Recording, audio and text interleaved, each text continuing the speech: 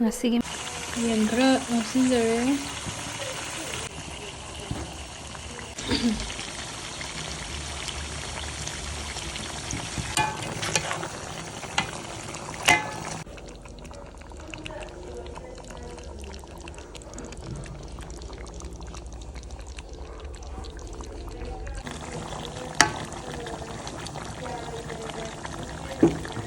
Hello guys! Welcome back to ChaobaStyle channel. Yolabada kanbiyu, lalabada ngakpiyu. Adana mayam ngasidi chicken gi part loi suna puri makhong makan kaleza maril dagi matong dagi di mimi singju khara ama sumai tawraga ngasidi chajarage mayam. Kaya ninge niwang da horen dore mai tawrage. Sang tawra ma tawrage. Ha da sakalo ro going tawjara. Sumai bhajan biro. Sumai sa onjalaga ko. Tàu đấy hết mal đi lấy đấy mày em kẹo malเลยchế cô mà làm gì không chứ đi bây giờ em sẽ sao không cho làm gì quá sẽ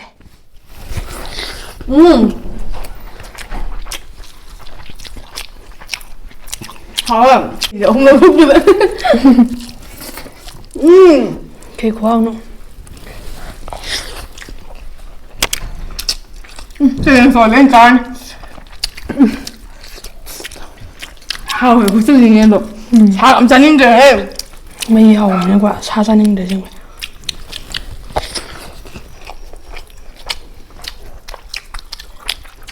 chưa xong rồi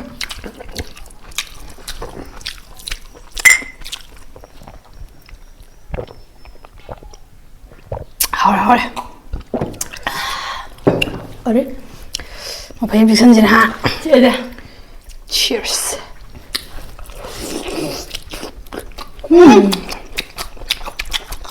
Cười mà xem gì vậy đi.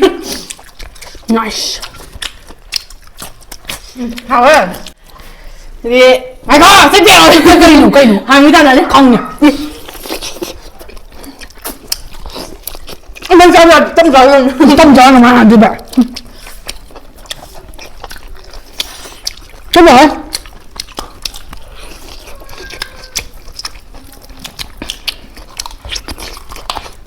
Cái gì?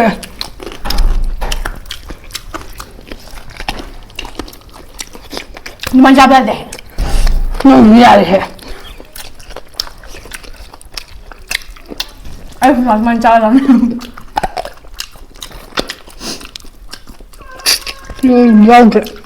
Andiamo.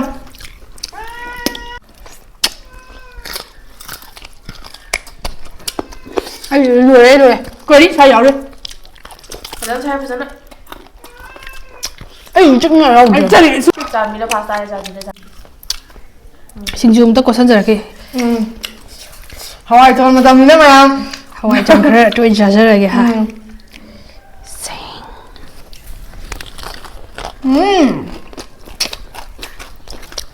mình khăn nằm nó bạn thấy chưa chạy ha thật đấy hào đi bạn không để đi ăn hầu giờ để qua cái ngành mình xin ăn cái này cái tăng thu này bị chế thu này sao nên cái gì mà cái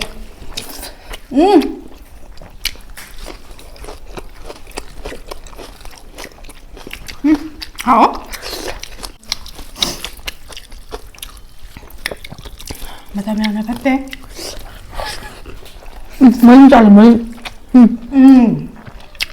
làm sao nhỉ 뭐야 얘 này chứ đang lâu làm sao bay nè em này đi rồi 힙보라고 소개 안 하시대 땡어 야 되네 야 너는 하루는 티셔츠 하게 야 mẹ chị sẵn sàng nhé thôi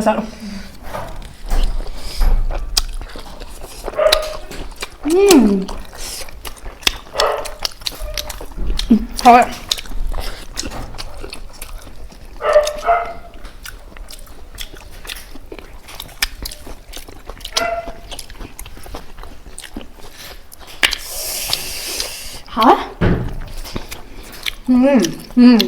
맛있어 cái gì vậy 좀 더. 잘.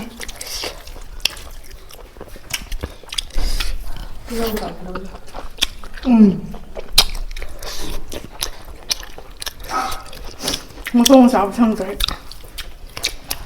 사각지 하고 있는 아우 좋아. 하. 잘안 통해봐.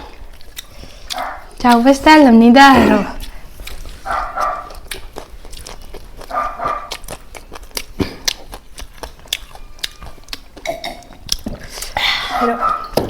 아, 이 음식은 많이 생각해. mình làm bánh kêu à nè.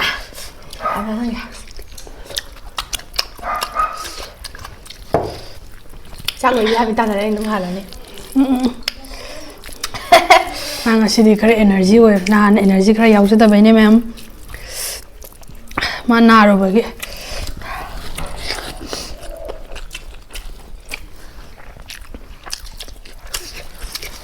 Ê, sao đâu được đi cái này hả? Kali jam sim sa se.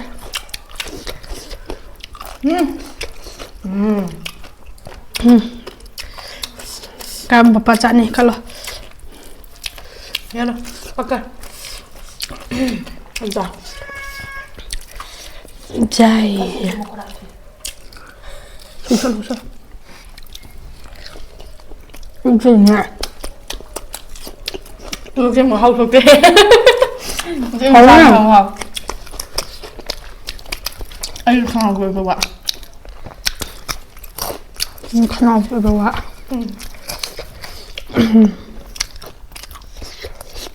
Ini hao giờ đấy.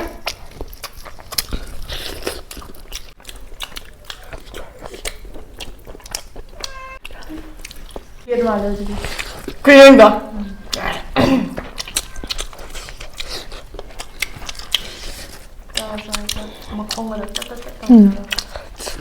Skin, chicken. Dạ bên người. Sao?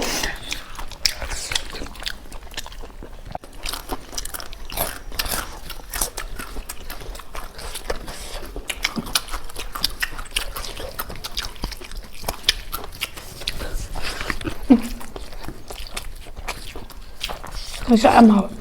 Hả? Trời. Không thích chưa?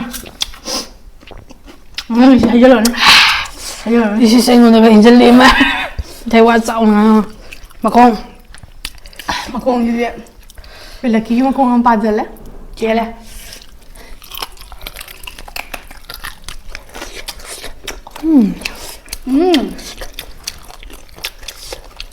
Hay mặc. Chắc là bao giờ nên guys. Trời. Hơi nhỉ. Tham dự thì tìm ra vấn đề.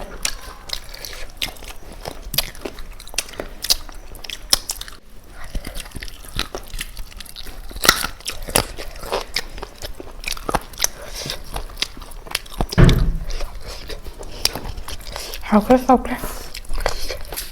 Ay, hình như là mua hai bạn. Xin ngâm từ lại lần tròn. Ngon nữa.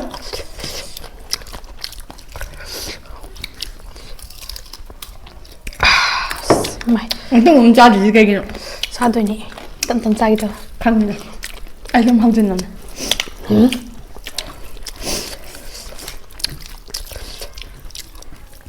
Cái này thì chắc em hầu ấy không thể chắc cái răng mày Chắc là mình chắc sang gravy. Ui. Thôi ra gravy gì? Không phải làm ăn gravy. Bông nó hầu. Không bông những hầu ấy. Mắc cân thì sao thì? Cứ làm gì lại ơi lấy hầu đấy gì đấy.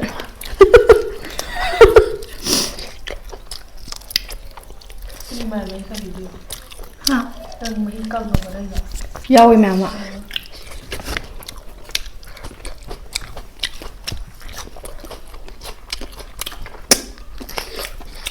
Cái lòng.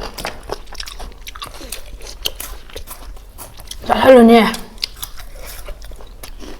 Tung rồi thôi.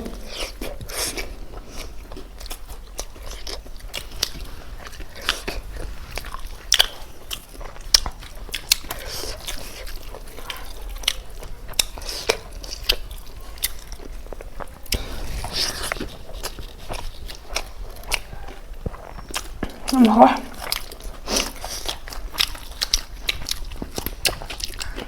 Mua sang bữa hồi à? Khải bữa hồi à thế? Hai mông thật là nghỉ cái khai mình. Không ra được.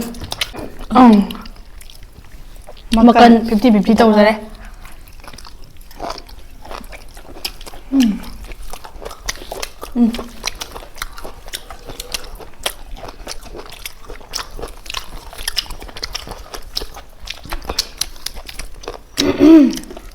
그리고 이거 디아로.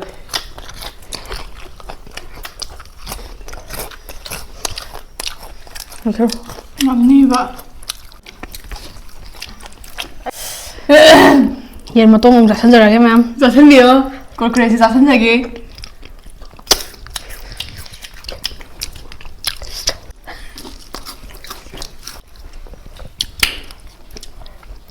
Năng 너무 내 인기지게 하지 않았네. 강대. 강의를 사는 사람 강대. 야, 때 거더라 더. Nè. Ê, của Paris, có lẽ bên sành hẳn đi. Bữa. Hả? Bữa. Bữa hay là quá hả? Bữa. Spelling na. Have na pu. Hadi ba. 이거 봐.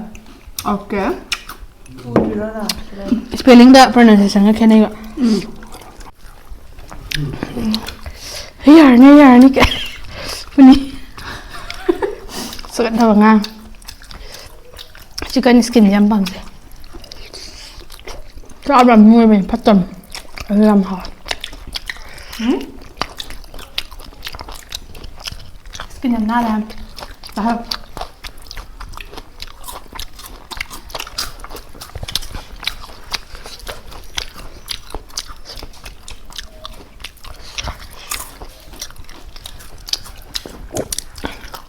Ai dùng mai thì em cần cái kia. Ăn lé. Ma'am, sao rồi xin đấy? Là những người vậy thế em đang À, trên nhà ngồi vị trí em sạc rất là mọi Awake in the morning and I step outside and I take a deep breath and I get real high and I scream on top of my lung, what's going on? Yeah. Bye bye, listen to you. Thank you for watching. You want high, Bye bye.